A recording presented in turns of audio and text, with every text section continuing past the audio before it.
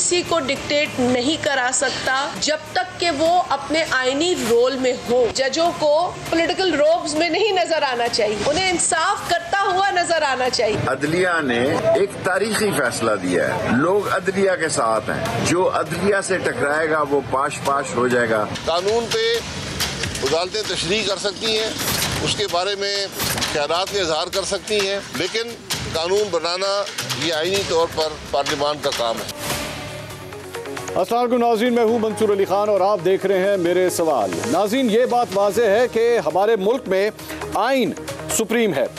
इसके अलावा फिर भी हुकूमत और सुप्रीम कोर्ट में सुप्रीम बनने की जंग उरूज पर पहुंच चुकी है। एक तरफ हुकूमत ने नई तारीख रकम करते हुए मुल्क की सबसे बड़ी अदालत के फैसले को मानने से खुलकर इनकार कर दिया है, तो दूसरी तरफ सुप्रीम कोर्ट ने मुख्तलिफ महकमों को बराह रास्त अहकाम जारी करने शुरू कर दिए हैं। हुकूमत ने सुप्रीम कोर्ट के फैसले को मुस्तरद करते हुए इलेक्शन कमीशन को 21 अरब रुपए फराहम करने से इनकार किया, तो आज सुप्रीम कोर्ट के 8 रुकनी बेंच ने स्टेट बैंक ऑफ पाकिस्तान को बराह रास्त हुक्म दिया कि वो 21 अरब रुपए इलेक्शन कमीशन को फराहम करे ताकि अदालत उज़्मा के फैसले पर अमल हो सके।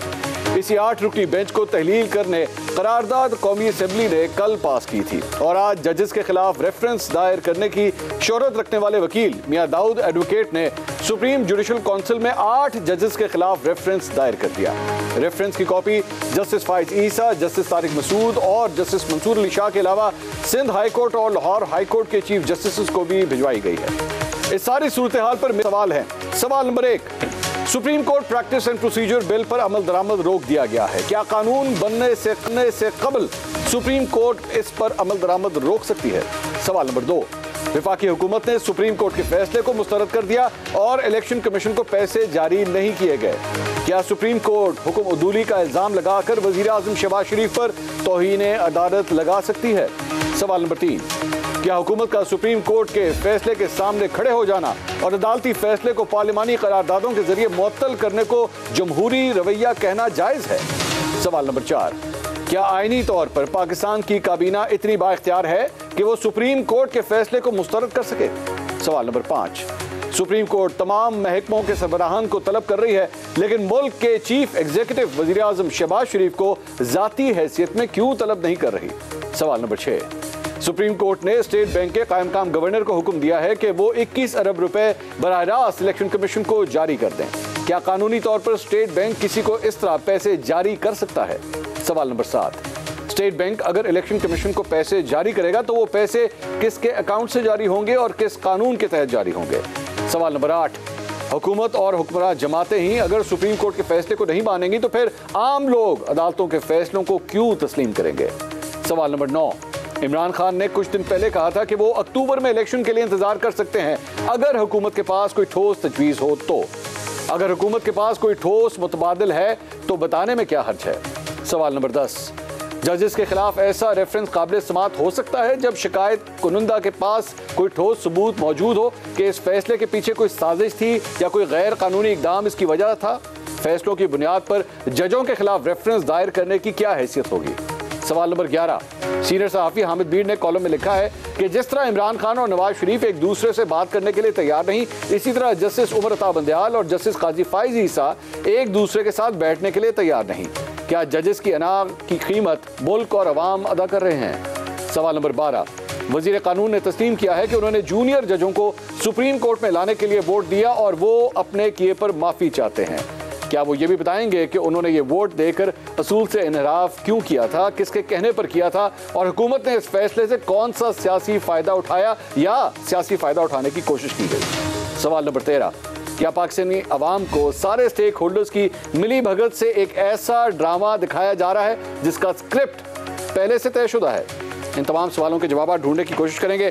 आज मुझसे इग्नोर कर रहे हैं निहाल हाशमी साहब, माहिर कानून मियां दाऊद साहब मेरे साथ स्टूडियो के अंदर ही मौजूद हैं और कुछ थोड़ी देर में हमें पाकिस्तान तहरीक इंसाफ के वकील और कानूनदान एडवोकेट अजहर सिद्दीक साहब भी ज्वाइन करने लगे हैं।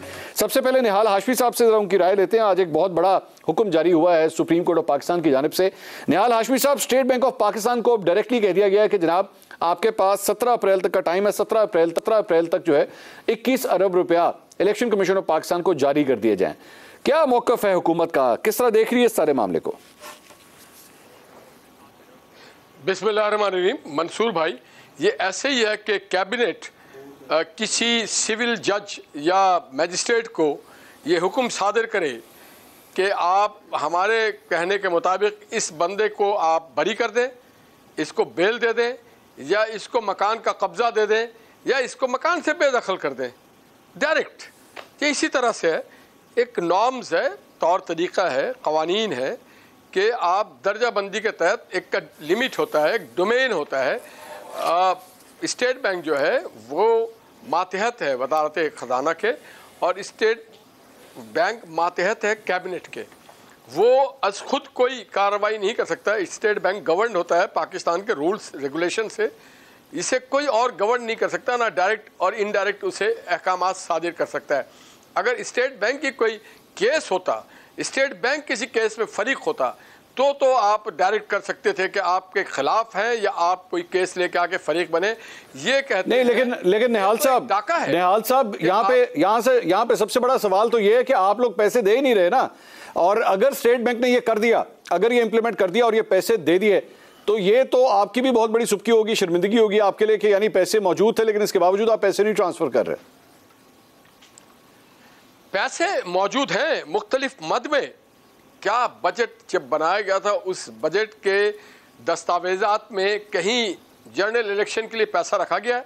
नहीं है। हमेशा रखा जाता है जब अगला बजट हम बनाएंगे 2023 और 24 का, तो हम रखेंगे उसमें, मगर अभी उसमें नहीं रखा गया। एक एक फिगर, एक एक रुपया गिन करके होता है कि किस मद में कितना है, डिफेंस के मद में कितना है, जुडिशरी जजेस साहबान के तनख्वाह पे कितना जाएगा, उनके TADA पे कितने जाएगा, उनके चाय पानी पे कितने जाएगा। अच्छा, वैसे निहाल साहब ये जो आप मिसाल दे रहे हैं, ये जो मद की मिसाल दे रहे हैं कि जी इस मद में होता है तो उस मद में होता है, ये जो ऑरेंज लाइन ट्रेन यहाँ पे लाहौर के अंदर बनी है, इसके किस किस मद के पैसे किस किस तरह इस ऑरेंज लाइन के अंदर गए थे, ये मेरे ख्याल में पूरा पंजाब जानता है कि वो पैसे किस तरह शिफ्ट हुए थे इस प्रोजेक्ट के लिए। जी आपको बता दूं, ऑरेंज लाइन जो है ये चाइनीज ने बनाया था, ये BOT में बना था, और ये हमारे डेवलपमेंट फंड से बना था। ये कोई इलेक्शन एक अलग सी चीज है, डेवलपमेंट फंड एक अलग चीज है। इसमें तो आप मिनिस्ट्री ऑफ ट्रांसपोर्ट को भी ला सकते हैं, कम्युनिकेशन को भी ला सकते हैं, डेवलपमेंट को भी ला सकते हैं। और ये BOT था, हमारे ब्रदर मुल्क के तरफ से ये आया था और उसे हमने इस्तेमाल किया। इलेक्शन का इससे क्या ताल्लुक है? ऑरेंज स्टैम्प आवाम की सहूलतों के लिए है, जो महंगी गाड़ियां नहीं खरीद सकते, जिनको महंगी गाड़ियां मुयस्सर हम नहीं कर पाते। देखें, हम तो जजेस को दे सकते हैं महंगी गाड़ियां, BMW, मर्सिडीज, और उसके साथ प्रोटोकॉल, उसके साथ बहुत सारी पुलिस की और रेंजर्स की गाड़ियां उनकी हिफाजत के लिए। गरीब को तो हम बस देते हैं भाई, और अगर आपको इतराज है उस बस पे तो बहुत अफसोस की बात है। हम गरीब को एक सस्ती सवारी दे रहे हैं, ट्रेन दे रहे हैं, हम तो गरीब के लिए ना दें, सिर्फ हम मराद जी। यहाँ पे गरीब का हक, यहाँ पे गरीब के वोट का हक भी है सर, का पैसा है, यहाँ पे गरीब के वोट का हक भी है तो है ना, ये हक भी तो उसको पूरा करके दें कि वो वोट डाले जाके। जैसे ही असेंबली डिसॉल्व होगी, जैसे ही असेंबली डिसॉल्व होगी, उसके 90 दिन के अंदर अंदर हम वोट दे देंगे।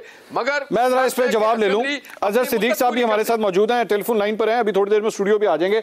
अजहर सिद्दीक साहब, ये सारी गुफ्तगू आप सुन रहे हैं, क्या स्टेट बैंक ऑफ पाकिस्तान को डायरेक्टली सुप्रीम कोर्ट कह सकता है जनाब कि 21 अरब रुपया जो है वो इलेक्शन कमीशन के फंड्स में, अकाउंट्स में ट्रांसफर कर दें? बहुत शुक्रिया मंसूर साहब। आईने पाकिस्तान 1973 एक सोशल कॉन्ट्रैक्ट है और सारे सोल्यूशन इसके अंदर हैं। फर्क सिर्फ इतना है कि हमने स्टेट और गवर्नमेंट को ओवरलैप कर दिया है। स्टेट का क्या फंक्शन है और गवर्नमेंट क्या फंक्शन, ये गवर्नमेंट चला रहे हैं, चलाते रहे गवर्नमेंट, हमें उनसे कोई कंसर्न नहीं है। स्टेट क्या है? स्टेट कहता है कि आपको आइन और कानून के मुताबिक काम करना है।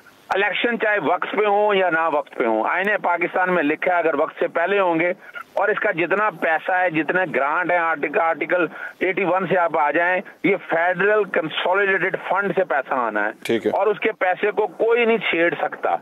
बड़ी सीधी बात में बता रहा हूं। और दूसरा, जहां तक पार्लियामेंट का क्या काम है, पार्लियामेंट का काम है कानून बनाना, कानून इसमें क्लियर, और आइन बड़ा क्लियर है, यानी इसके लिए पैसा जो डिस्ट्रीब्यूट होना है इसके लिए कोई कानून की जरूरत नहीं है। अच्छा, मिसाल के तौर पर आज आप तनख्वाहें देना बंद कर दें जजों की, जजों का पैसा भी फेडरल कंसोलिडेटेड फंड से आता है, तो तो आईने पाकिस्तान ने ट्राइकोटमी ऑफ पावर्स में बैलेंस रखने के लिए ये प्रोविजन रखी है। ये जितना पैसा है ये फेडरल कंसोलिडेटेड फंड का पैसा है। अब चूंकि स्टेट और गवर्नमेंट ओवरलैप कर रहे थे, सुप्रीम कोर्ट ने सेक्रेटरी फाइनेंस को बुलाया, सेक्रेटरी फाइनेंस वहां चले गए और उन्होंने बता दिया कि ये मामला पार्लियामेंट ले गई है, पार्लियामेंट तो ले जा नहीं सकती, उसका इख्तियार नहीं है। पैसा थोड़ा पड़ा स्टेट बैंक के पास और गवर्नर स्टेट बैंक को यही डायरेक्शन दी है कि आपका, और पैसा पड़ा है उनके पास, ये मैं चैलेंज कर रहा हूं इस बात को। पैसा वहां पड़ा हुआ है, फेडरल कंसोलिडेटेड फंड के अंदर पड़ा है, उसमें से 21 अरब रुपया ट्रांसफर हो जाएगा। यानी इन्हें एहसान नहीं है। ये कौन होते हैं? ये तो कस्टोडियन है, ये तो अमीर है, अमानतदार है। पैसा पाकिस्तानी कौम का है और पाकिस्तानी कौम इलेक्शन चाहती है। और इलेक्शन क्यों चाहती है कि आईने पाकिस्तान 1973 ने कहा है। अब बुरी तरह ये फंसने का वक्त आ गया। प्रॉब्लम इस वक्त क्या हो गई है कि अब जब स्टेट बैंक ये सारे पैसे का हिसाब सामने रख देगी, जो ये बहाना बनाया हुआ था कि हमारे पास पैसा नहीं था, फिर अभी राजा रियाज ने पिछले दिनों आपने देखा होगा असेंबली में खड़े होकर क्या कहा, 50 करोड़ रुपया उन्होंने हर एक को दे दिया है नॉन डेवलपमेंट फंड से। और ये पैसे अगर वो हिसाब लगाएं, चले इसको छोड़ें, आप आटा स्कीम के अंदर इन्होंने जो पैसा झोंक दिया, कभी उस दिन अभी लाहौर हाईकोर्ट में मामला चल रहा है। अच्छा। वहां पर सिंध के अंदर वो पैसा काउंटर में जा रहा है, यहाँ लाइनें लगा के आपने क्या हाल कर दिया। फिर लैपटॉप स्कीम के हवाले से आपने कितने पैसे दे दिए। यानी ये मैं बता दूं, यानी आप किसी की रोटी बंद कर सकते हैं, लेकिन इलेक्शन का जो पैसा, जो इलेक्शन का टाइम है, क्योंकि जिसकी वजह से आगे रोटी चलनी है, वो अगर आप नहीं देंगे। बिल्कुल, मैं इसके ऊपर मजीद बात करता हूँ। आपका इंतजार भी, आप स्टूडियो तशरीफ ले आए, फिर बाकी मजीद इस पर बात करें। मियां दाऊद साहब, ये सारी गुफ्तगू आपने सुनी है, इसमें क्या हर्ज है सर? इलेक्शन होने चाहिए, पैसे दें जाके, अगर एक तरीका एक निकल रहा है इलेक्शन कराने का, ठीक नहीं है? मंसूर भाई, मैं तो थोड़ा सा पढ़ने लिखने वाला सा शौक रखने वाला बंदा हूँ। दोनों भाई बिल्कुल दुरुस्त बात कर रहे हैं, आदिल भाई भी बिल्कुल दुरुस्त बात कर रहे हैं, मेरे तो बड़े भाइयों की तरह। ये आइन का आर्टिकल 84 मेरे सामने खुला पड़ा है।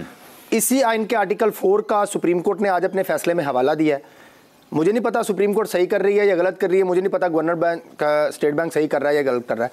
इसमें यह लिखा हुआ है कि अगर किसी भी तरह की कोई सडन ज़रूरत पड़ेगी, जैसे ये इलेक्शन की ज़रूरत पड़ गई है, पिछले बजट में ये नॉमिनेटेड नहीं था, अब ये अचानक इलेक्शन करवाने के लिए पैसे इनको दरकार है, और या इसकी कोई और सूरत हाल पड़ जाती है, उसका मुतालबा पड़ जाता है पैसों का, तो वो लिखा हुआ है the federal government shall have the power to authorise expenditure from the federal consolidated fund. Federal government have authorised, और फिर उसने उसको असेंबली के अगर लेट डाउन करना है। प्रॉब्लम सिर्फ ये है, सुप्रीम कोर्ट नहीं ये कह सकती, नहीं ये फेडरल कंसोलिडेटेड फंड के हवाले से चला दें, सुप्रीम कोर्ट नहीं कह सकती। उन्होंने कहा ये फेडरल गवर्नमेंट का इख्तियार है। अजहर साहब, आप सुन रहे हैं गुफ्तगू? ये आइन का आर्टिकल 84 सुप्रीम के ऊपर चला दें। सुने, अच्छा नहीं लगता, मैं आपको सिंपल समझाता हूँ। एक होती है एनुअल बजट स्टेटमेंट, के पूरे साल की बजट स्टेटमेंट बनती है, प्रोजेक्टेड के अमाउंट्स क्या है, और उसके बाद पूरे साल में आप पैसे खर्च करते हैं, वो सप्लीमेंट्री ग्रांट से आते हैं। और सप्लीमेंट्री ग्रांट के लिए आपको असेंबली में पास होने की जरूरत नहीं है। सप्लीमेंट्री ग्रांट में से पैसे आप लेते हैं, आप खर्च करते हैं, और साल में जाकर आप दोबारा रख देते हैं और बैठकर उसको आप बजट को पास करवा लेते हैं। लेकिन अजहर साहब, और दूसरा एक सवाल सुन ले अजहर साहब, एक सवाल जबरदस्त सवाल वो उठाया मेट्रो ऑरेंज का। इनको पता ही नहीं कि मेट्रो ऑरेंज का प्रोजेक्ट 350 अरब का था, उसमें से पैसे, मैं गवाह उस बात का कि पैसा जो एक्विजिशन का किधर से आया, किधर को गया, आपने पौधे लगाने थे पैसे किधर से आया, कहां गया, आपने कॉन्ट्रैक्टर को जो पैसे देने थे कहां से गया। आज भी मैं चैलेंज कर रहा हूं, इस बात को सामने रखकर देख लें। फर्क सिर्फ इतना है कि सप्लीमेंट्री फॉरेन, आज मुल्क में जंग लड़ जाए, मैं एक बात, जंग छिड़ जाए, तो आप क्या बैठ के वहां पैसे करते रहेंगे? आप पैसा खर्च करेंगे और असेंबली में रखेंगे सप्लीमेंट्री। अजहर साहब, क्या इसके लिए, इस सारे काम के लिए, ये जो कुछ भी हो रहा है, इसके लिए आपको फिर भी यहाँ पे हुकूमत की या असेंबली की अप्रूवल की जरूरत तो पड़ेगी ना? नहीं सर, मैं फिर बता रहा चलूं, असेंबली की अप्रूवल पड़ेगी जब सप्लीमेंट्री ग्रांट अब अकाउंट सामने रखेंगे। यहाँ बड़ी सीधी बात है, आर्टिकल 4-5 क्या कहते हैं, 90 दिन के अंदर इलेक्शन कराने हैं। एक गवर्नमेंट जो पैसा नहीं दे रही, अब जब वो पैसा नहीं दे रही, पैसा इनका नहीं है, सारे निजाम को चल रहा है, रूल्स ऑफ बिजनेस उठाकर देख लें, और आप बाकी प्रोसीजर सारा, इसीलिए तो कहा स्टेट बैंक को भाई ये पैसा कोई सुप्रीम कोर्ट अपने पास नहीं लेके जा रही है, इससे इलेक्शन होने हैं, और ये कॉन्स्टिट्यूशनल बाइंडिंग है इस बात की। और आर्टिकल 4 ले लो दाऊद साहब। मैं तो गुजारिश ये करूंगा, ना मेरी बात को सच कहे, ना मेरे बड़े भाई को सच कहना। ये आइन का आर्टिकल 84 जो है ना, अपने प्रोड्यूसर को स्क्रीन के ऊपर चला दे। उसके अंदर बड़ा वाज़ेह तौर के ऊपर लिखा हुआ है कि जो एनुअल बजट में पैसे मुख्तस होंगे, उसके अलावा सप्लीमेंट्री ग्रांट और एनुअल ग्रांट का यही तो फर्क है भाई। मैं गुजारिश करने लगा था, सप्लीमेंट्री ग्रांट में क्या करना है भाई, मैं ये गुजारिश करने लगा था कि एनुअल बजट के अंदर के अलावा अगर आपको कोई अचानक सूरत हाल पैदा हो जाएगी, जैसे आपने कहा कि जंग लग जाए, तो वो उसके पैसों की मंजूरी फेडरल गवर्नमेंट देगा और फिर उसको असेंबली के सामने नहीं सर ये पहले लिखा हुआ है, शेल अथॉराइज्ड है। नहीं सर होने के बाद सर ये आइन का आर्टिकल 84 जो नहीं सर, आइन का आर्टिकल 84 स्क्रीन पे चला दें, ये नहीं खत्म हो जाएगी। निकाल के देख लें, सप्लीमेंट्री ग्रांट निकाल के देख लें, एक एक चीज आप यूं करें, आप पूरे साल के बजट स्टेटमेंट निकाल के देख लें, आपको पता चल जाएगा कि सप्लीमेंट्री ग्रांट के पैसा कहां खर्च हुआ है और उसको अप्रूव कब किया। अप्रूव बिल्कुल करना है, मैं कब कहना अप्रूव नहीं करना, करेंगे अब साल में बाद में जाकर। अजहर भाई, डेवलपमेंट फंड्स के प्रोग्राम में इस 20 इफ्तिखार चौधरी साहब के केस में इस बात को तय कर दिया गया था कि आपने कोई भी अगर मुख्तस बजट के अलावा कोई बजट लेना है तो उसकी असेंबली से मंजूरी के जरिए लेना है। उसके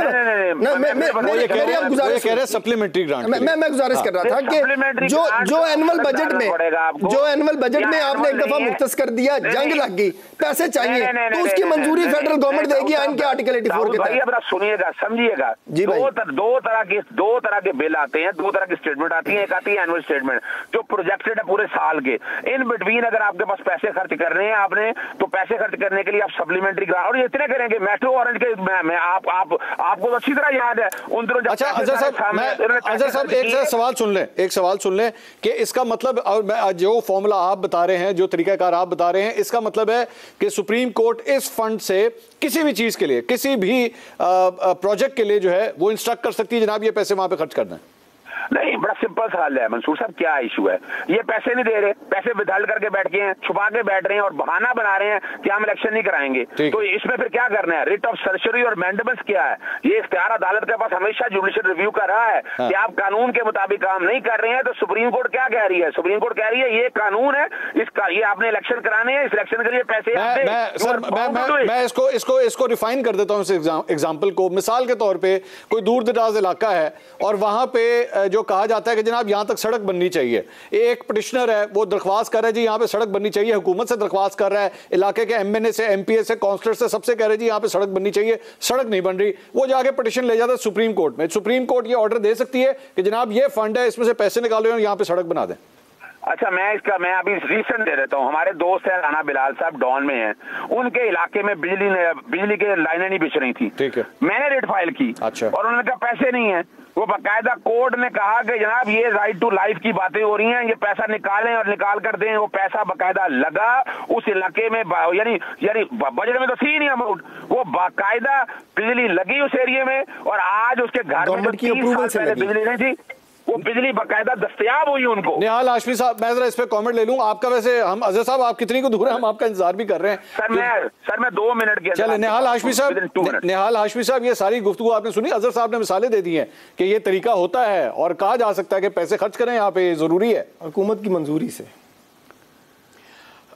देखिए, दाऊद साहब ने आपको बड़ा क्लियर कहा है 84 में क्या लिखा है, फेडरल गवर्नमेंट शल। फेडरल गवर्नमेंट मीन्स हुकूमत वक्त, वफाकी हुकूमत, उसमें नहीं लिखा है और एनी अदर इंस्टीट्यूशन और फेडरल इंस्टीट्यूशन नहीं लिखा है और एनी अदर डिपार्टमेंट नहीं लिखा है। Federal government means, federal government के माने सुप्रीम कोर्ट नहीं होता। और दूसरी बात जो अदर कह रहे हैं वो बात ठीक होगा, मगर अदालत ने फेडरल गवर्नमेंट को या वापदा को कहा होगा कि आप इसके लिए फंड मख्तस करें कि इसके इलाके में बिजली पहुंचाई जाए। ऐसे ही हुआ था, मैं उसके लिए डेवलपमेंट बजट होता है वापदा के पास, वो डेवलपमेंट बजट होता है और वो डेवलपमेंट बजट किसी और जगह एलोकेट किया होता है, वो उसको उनके मोहल्ले में या उनके गांव में पहुंचा दिया गया, मगर ये पहुंचाने वाले वापदा। अच्छा निहाल साहब, मैं चले आपका पॉइंट आ गया, एक सवाल ले लीजिए सर, अब एक सवाल ले लीजिए। अब जारी बात है स्टेट बैंक जो है वो तो वैसे ऑटोनोमस है, वो तो एक ऑटोनोमस बॉडी है ना। अब तो वो जब अहकामात आ गए हैं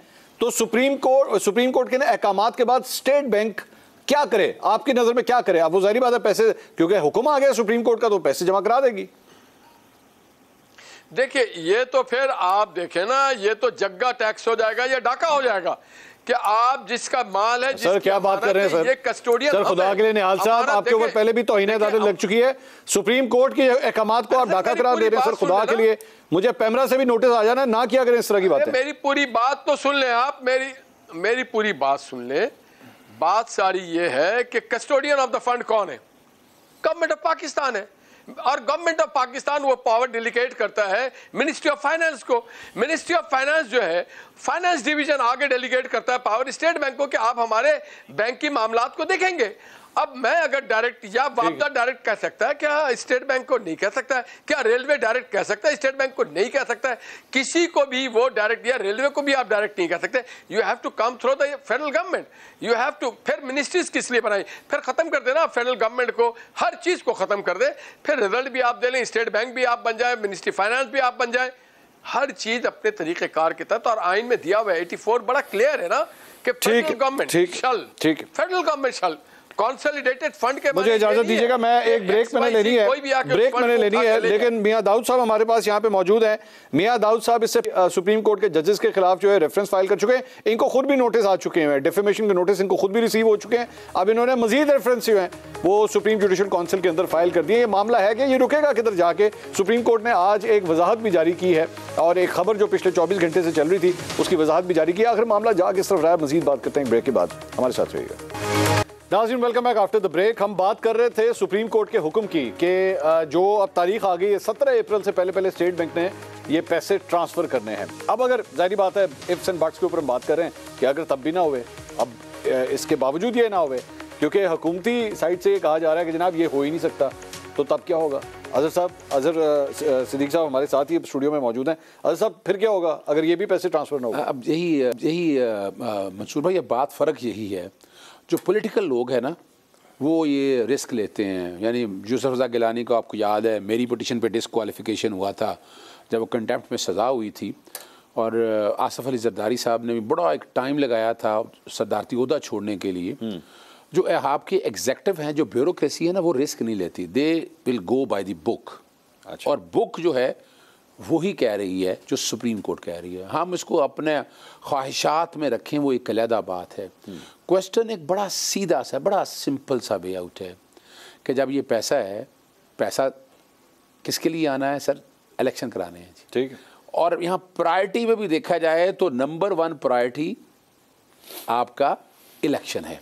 चलें फ़र्ज़ करें ये यही वाले इलेक्शन जो हैं आपके एनुअल होने अगर हैं, तो उन्होंने एनुअल में रख लिया जी। अच्छा, मुझे एक बात बताइए, वैसे 2 एतराज़ात थे ना, एक पैसा एक सिक्योरिटी। हाँ जी। चले पैसे के हवाले से तो आपने कर दिया, सिक्योरिटी के हवाले से किस तरह होगा? अच्छा, सिक्योरिटी के हवाले से चूँकि I was present during the last hearings, और जब सेक्रेटरी डिफेंस आए थे तो उनसे 2 चीज़ें पूछी गई। उनसे पूछा गया पैरामिलिट्री फोर्सेस के हवाले से और रिज़र्व के हवाले से, ठीक है। तो उन्होंने डिनाई नहीं किया, उन्होंने कहा जी पैरामिलिट्री फोर्सेस भी अवेलेबल हैं और रिज़र्व भी अवेलेबल होगी। लेकिन एक दूसरी बात जो बड़ी है, जो कोर्ट का एक बड़ा कंसर्न था कि यहाँ को कॉम्बैट तो करना नहीं, यहाँ लड़ाई तो कोई नहीं लड़नी है, तो इसके लिए नेवी के और वाई नॉट जो हमारे एयरफोर्स के ऑफिसर्स हैं, दे कैन कम। वो आके सिर्फ एक्चुअली तो वहाँ आपको पिस्तौलें लेके तो नहीं खड़े होना ना। जो सेंसिटिव एरिया होंगे वहाँ पुलिस काम कर लेगी, बाकी ये लोग एक दिन के लिए सर चाहिए।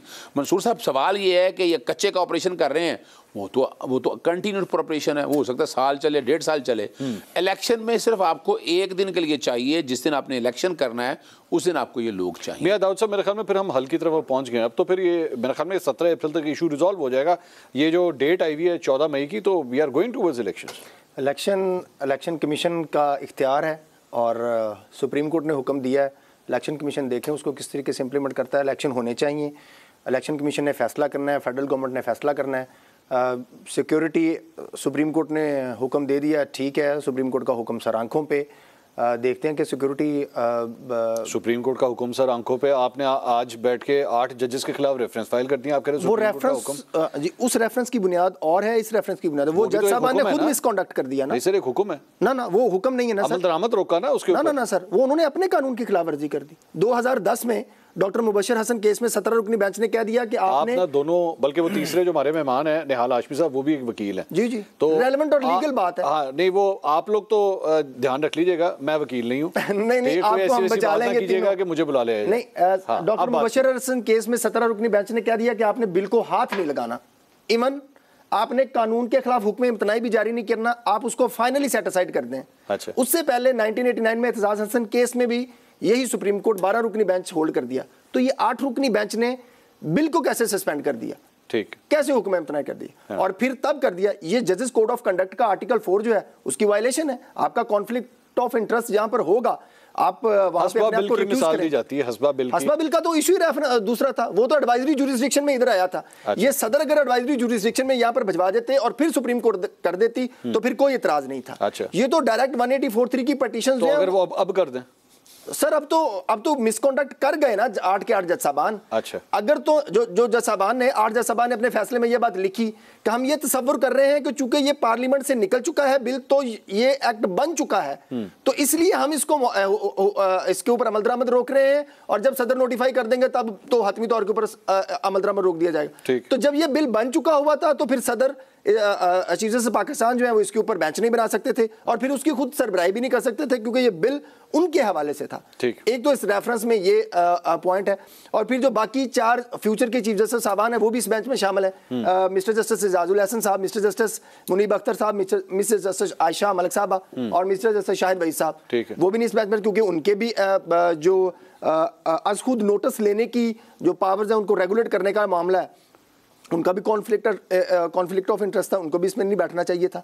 तो ये, और उसके अलावा आप देख ले 4-3 का फैसला और 3-2 वाला फैसला, उसकी वजह से जो सुप्रीम कोर्ट है वो डिवाइड हुई, और जजेस के कोड ऑफ कंडक्ट में ये बात लिखी हुई है। अजहर साहब जरा इस पे कमेंट करना चाह रहे हैं, मैं निहाल हाशमी साहब से भी मैं बात करूं। निहाल साहब, मुझे नहीं याद पड़ता हालिया किसी तारीख में कि सुप्रीम कोर्ट के अंदर जो है वो इतनी बड़ी डिविजन्स जो हैं वो देखने में आए, और ख़ास तौर पे जो ऑप्टिक्स आ रहे हैं इस बिल्डिंग से, वो मेरे ख्याल में कौम के लिए, मुल्क के लिए कोई ज़्यादा अच्छे ऑप्टिक्स नहीं है। आप इसमें हुकूमत होने के नाते कम से कम आप भी लग रहा है कि इस आग के अंदर जो है ना वो ईंधन झोंक रहे हैं, कोशिश कर रहे हैं कि किसी तरह ज़्यादा से ज़्यादा हर जो हुक्म आ रहा है हुकूमत को उसको रिजेक्ट कर दिया जाता है। मंसूर साहब, अदालतें जो हैं वो होती हैं कि माशरे में नाइंसाफ़ी। निहाल साहब, आपको मेरी आवाज़ आ रही है? उसका खात्मा करें। जी मुझे आ रही है, मैं आपको जवाब ये दे रहा हूँ कि अदालतों का काम है माशरे में नाइंसाफ़ी। निहाल साहब को मेरे ख्याल में मेरी आवाज़ नहीं आ रही, हम लोग जरा टेक्निकली इसको चेक करते हैं। अजहर साहब, ये आपने जो सारा मुझे आपकी आवाज़, ये जो रेफरेंसेस अब फाइल कर दिए सर, ये तो बहुत ज़्यादा ख़तरनाक चीज़ है। मंसूर साहब, हज़ारों ख्वाहिशें ऐसी कि हर ख्वाहिश पे दम निकले, बहुत निकले अरमा पर कम निकले। ठीक है, ये मैटर बहुत पहले सेटल हो चुका है। Against any judicial decision reference can not be filed. अच्छा। It can't be termed as misconduct. अच्छा। और वो जैसे मज़हर अली नकवी साहब के हवाले से एक जजमेंट के हवाले से मामला ये चला, लेकिन अक्रॉस वर्ल्ड जूरिस्प्रूडेंस सेटल्ड है। मिसकंडक्ट कहाँ होना है? मिसकंडक्ट का सुप्रीम एग्जाम्पल वो जस्टिस काजी फाजिसा का था, वो आज तक सेटल नहीं हो सका कि उनकी मनी ट्रेल आज भी अवेलेबल है। मैं उसको सुप्रीम कोर्ट की वेबसाइट पे पढ़ी है। नहीं, उनके सारे साथ से नहीं, वो नहीं है। वो काजी फाजिसा साहब ने और मंसूर अली शाह साहब ने तो अपने सारी चीजें यूं कर लेते हैं, फिर यूं कर लेते हैं।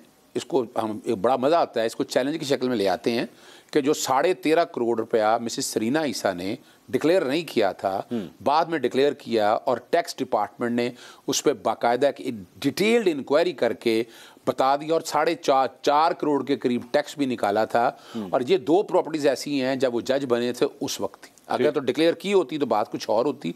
मैं इस कंट्रोवर्सी में नहीं पढ़ना चाहता, मैं आपके सामने coming back to the reference, मैं उसकी तरफ बात करते हैं। अच्छा, एक बात मैं आपके सामने रख दूं, पहले मैं आपके सामने ये रख दूं, अब चूंकि केस मैंने किया है, मैंने बाकायदा 2 पिटीशन जो हमने बनाई थी, चौधरी गुलाम हुसैन साहब की तरफ, समी इब्राहिम की तरफ से, एक राजा आमिर और अब्दुल्ला मलिक की तरफ से। इशू बड़ा सिंपल सा है, इशू है दायरा इख्तियार का, जुरिस्डिक्शन का। जुरिस्डिक्शन जब नहीं है ना, तो उसके ऊपर जितना भी आप सुपर स्ट्रक्चर करेंगे वो वाइड होगा। अच्छा, हुआ है। इशू क्या है? इशू है कि क्या कोई पार्लियामान रूल्स ऑफ प्रोसीजर सेट कर सकती है? अगर ये सेट होना शुरू हो जाएगा तो फिर तो नेशनल असेंबली के रूल्स, प्रोविंशियल असेंबली के rules, rules of business federal government के, rules of business provincial government के, फिर तो ये सारे का सारा जो आप ट्राइकोटमी ऑफ पावर का प्रिंसिपल है वो आप ख़त्म कर देंगे। अच्छा। दूसरा जो बेसिक आर्गूमेंट इसके अंदर है कि मास्टर ऑफ द रोस्टर और बेंचेस कैसे कॉन्स्टिट्यूट है ना, ये PLD 2022 सुप्रीम कोर्ट 306 में सेटल हो गया। और जस्टिस काजी फाजिसा के केस में जब ये लार्जर बेंच मांग रहे थे तो उस वक्त ये बात जब बैठ कर सेटल हुई, और फिर जस्टिस गुलजार साहब ने एक नया बेंच कॉन्स्टिट्यूट किया जैसा ये चाह रहे थे। तो जहाँ तक बेंच की कंपोजिशन या कॉन्स्टिट्यूशन के हवाले से वो लॉ बड़ा क्लियर है, उसमें कोई एम्बिग्विटी नहीं है। और अक्रॉस वर्ल्ड, अब सॉरी पूरी दुनिया में भी अगर कॉन्सेप्ट देख लें, अगर हमने ये शुरू कर दिया ना तो फिर तो हाई कोर्ट, पूरे हाई कोर्ट में चीफ जस्टिस करता है रोस्टर सारे, फिर तो आपको जूरिस्प्रूडेंस को नई इवॉल्व करनी पड़ेगी और नया सेट करना, और ये करना भी अगर है तो it needs a constitutional amendment. दूसरी बात आते हैं कि स्टे क्यों कर दिया, बड़ी सिंपल सी बात है। एक विदाउट जुरिसडिक्शन या गैर कानूनी एक बिल बना, वो बिल गया प्रेसिडेंट के पास, प्रेसिडेंट कॉन्स्टिट्यूशनल पोस्ट है, उसने सर्टेन कॉन्स्टिट्यूशनल ऑब्जेक्शंस लगाए, वापस भेजे इनको कि भाई देखें, और वही ऑब्जेक्शंस है जिसकी बेस पे आगे स्टे हुआ। पार्लियामेंट ने क्या किया, ज्वाइंट इजलास बैठा और उन्होंने पास कर दिया। अब पार्लियामेंट ने जो पास कर दिया है ना, अब ये रिवर्स नहीं हो सकता। ये करना होगा तो पार्लियामेंट किसी और बिल के जरिए रिवर्स करेगी। अलग है, सदर के पास एक पोस्ट ऑफिस के तौर पर गया है, 10 दिन वहां टेबल पे पड़ा हुआ है, यानी ये मोबाइल है, ये रॉ मटेरियल नहीं है, मोबाइल पड़ा हुआ है, 10वें दिन ये नीचे आ जाएगा। ठीक, यही क्वेश्चन कोर्ट के सामने रखा। मैं जरा निहाल हाशमी साहब से जरा इस पे कमेंट ले लूं, ये जो अभी आपने आर्गुमेंट दिया है। निहाल हाशमी साहब, जो सूरत हाल लग रही है, स्टे भी आ गया है और अब तो मई की तारीख पड़ी है, मतलब आपको रिसेंट तारीख भी नहीं उसकी उस केस के अंदर पड़ रही, रेफरेंस भी यहाँ पे फाइल हो रहे हैं। सर, हुकूमत के लिए पसपाई है, पैसे भी ट्रांसफर होने लगे हैं, आप लोग जो कानून पास करने की कोशिश कर रहे हैं वो भी नहीं हो पा रहा, पसपाई है तो बेहतर नहीं है सर चले जाए, मान ले इलेक्शन ही करवा दें? मंसूर साहब देखें, बात सारी है कि आप मेन स्ट्रीम मीडिया देखें, अखबारात देख लें, सोशल मीडिया देख लें, पूरी कौम एक तरफ है और पूरी कौम ये कह रही है कि वो 7 रुकनी जो बेंच था, 4-3 का फैसला है। जब हम फैसले को चैलेंज कर चुके हैं, बेंच को चैलेंज कर चुके हैं, उनके ब्रदर जज ने कर दिया, उस पे स्टे हो गया, पूरी कौम का फिर उसके बाद रजिस्ट्रार, सुन ले मेरी पूरी बात, पूरी कौम का किस फॉर्मूले से आपने ये पूरी कौम का फैसला कर लिया सर? इसलिए कि पार्लियामेंट रिप्रेजेंटेटिव है पूरी कौम की, पार्लियामेंट नुमाइंदा है पूरी कौम की। अच्छा ठीक है, ठीक, कोई और नुमाइंदा नहीं है, समझ गया, नुमाइंदा पार्लियामेंट है। अब आप देखिए, प्यूने जज कहते हैं रजिस्ट्रार साहब अपने जिम्मेदारी से सबकदोश हैं, मगर दूसरे दिन वही रजिस्ट्रार साहब जो कॉज लिस्ट इशू करते हैं उसमें लिखा होता है, ऊपर जरा देख ले, to set aside, to set aside. आप जब कॉज लिस्ट में लिख दिया है कि टू सेट असाइड, मैंने रजिस्ट्रार साहब ने जजमेंट दे दिया है। अच्छा, जब हुकूमत कहती है कि हम बेंच को नहीं मानते, ये बेंच सरन, अच्छा फिर ये ऑड नंबर पे होता है बेंच, इवन नंबर पे नहीं होता है कि 2, 4, 6 इस तरह नहीं होता है, 3, 5, 7, 9, 11, 13, 15, 17 पे होता है, ताकि अगर कोई, आप तो खुद कानूनदान है, अगर 2 मेंबर बेंच नहीं होता क्या? वो डिवीजन बेंच दूसरी चीज होती है, इस तरह की डिवीजन बेंच होती है, division bench is something different, full bench is something very different. अब आप सिर्फ रजिस्ट्रार साहब को वो देखें, जो कॉज लिस्ट में लिखा है वो ऊपर कोने में लिखा हुआ है टू सेट असाइड, तो आप ये देखें ना, जब रजिस्ट्रार साहब ही ऑर्डर पास कर रहे हैं, कौम ये बात महसूस कर रही है, कौम ये बात समझती है। देखिए, हम अपना इख्तियार, हम किसी के और डोमेन में जाके बात नहीं करना चाहते, कोई हमारे डोमेन में भी आके बात ना करे। कौम, हम मीन्स कौम, पार्लियामेंट मीन्स कौम, कौम जो है वो 22 को लोग हैं और वो अपनी रिप्रेजेंटेशन देते हैं इलेक्टेड रिप्रेजेंटेटिव को। उनके साथ अगर आप लड़ाई करेंगे तो मुल्क कैसे आगे बढ़ेगा? और उन्होंने बड़े क्लियरली मना कर दिया कि पॉइंट आ गया। मैं जरा इस पे सवाल कर लूं। और आखिरी चीज है नियत, इंटेंशन। एक मिनट, नियत, इंटेंशन, उसमें कादी फायज ईसा साहब नहीं है, उसमें वो सारे जजेस नहीं है जिनको कौम इंडिपेंडेंट और सॉवरेन समझती है। आप उन लोगों को लेके आए हैं जिनके खिलाफ रेफरेंसेस फाइल किया गया है। ठीक, ये कौम का अच्छा, वैसे आपने तशबीह आपने देना शुरू कर दी। मियां साहब, बेहतर नहीं है मेरे ख्याल में, मैं सिर्फ एक एडवाइस दे सकता हूँ, जाहिर बात है कि असल बात वही पुरानी एक डिबेट है, parliament versus judiciary, which who is supreme. असल बात यही है। बेहतर नहीं है प्राइम मिनिस्टर खुद उठ के चले जाएं और जाके कोर्ट रूम नंबर 1 में खड़े हो जाएं और कहें जी आप मुझसे डायरेक्ट सवाल कीजिए, बताइए क्या इशू है, लेट्स रिजॉल्व दिस। वो बेहतर नहीं है कि सुप्रीम कोर्ट हिम्मत करे और फुल कोर्ट 15 रुकनी बना के ये फैसला दे दे कि इलेक्शन कल करवा दें? ये बेहतर नहीं है। अच्छा, वो तो तस्लीम करने के लिए तैयार है। पीडीएम कह रही है फुल कोर्ट बना के ये फैसला दे दें कि कल इलेक्शन कराएं, वो कह रहे हैं हमें कोई इतराज नहीं। अच्छा, वैसे फुल कोर्ट, ये क्या बात, फुल कोर्ट अगर 15 रुकनी बना, ये जिस तरह ये और वो दे दे इलेक्शन, 8 रुकनी जो बेंच बना है, इसके बाद भी आपके ख्याल में फुल कोर्ट से कोई फर्क पड़ेगा? मैं कहता हूं नहीं पड़ेगा, तो देने में क्या हर्ज है? लोग तो कहते हैं जी 8-7 का डिसीजन क्लियर आएगा, तो देने में क्या हर्ज है? बना दे। जो मुतालबा आप एक सियासतदान से कर रहे हैं वो चीफ जस्टिस से क्यों नहीं हम करते, वो आर्मी चीफ से क्यों नहीं करते? क्योंकि हमें डर लगता है। इसमें डरने की क्या बात? आप कर दे। किससे बदनीति है? डरना किससे? ये मैं बात करूं, मैं वैसे आर्गुमेंट कर रहा हूं कि कर देना। हम हर चीज कह रहे हैं कि ये इमरान खान वजीर आजम हो तो वो करे, गिलानी वजीर आजम हो तो वो करे, तो ये कर लें। हम उनसे हर तरह की ट्रांसपेरेंसी का मुतालबा करते हैं, तो इनसे क्यों नहीं करते? ये कर दे। इनमें इसमें क्या दूसरा, इसमें कबाहत क्या है? वो आप 15 रुकनी बेंच बना के कह दें कि कल इलेक्शन कराएं दे, इस सब का इसके ऊपर इत्तेफाक है। तहरीक इंसाफ ने खुद कह दिया कि हमें बेंच से कोई इख्तिलाफ नहीं है। उन्होंने भी कह दिया, इसमें कोई दूसरी बात नहीं। तो फिर जिद कहां पे अड़ी हुई है? जिद और है सर, लड़ाई और है। क्या लड़ाई है? लड़ाई वो फिर बात साकिब निसार साहब के दौर में चली जाएगी। वो ग्रुप अभी तक प्रवेल कर रहा है, उनकी हर हाल में कोशिश है। पहले उन्होंने इमरान खान साहब को बड़े टेक्निकल तरीके से जैसे निकले हैं, उन्होंने फिर कोशिश की कि मैं मर्जीदा आर्मी चीफ ले आने की कोशिश कर रहा हूं, वो नहीं आ सकिया। होने ना दी कोशिश है कि मैं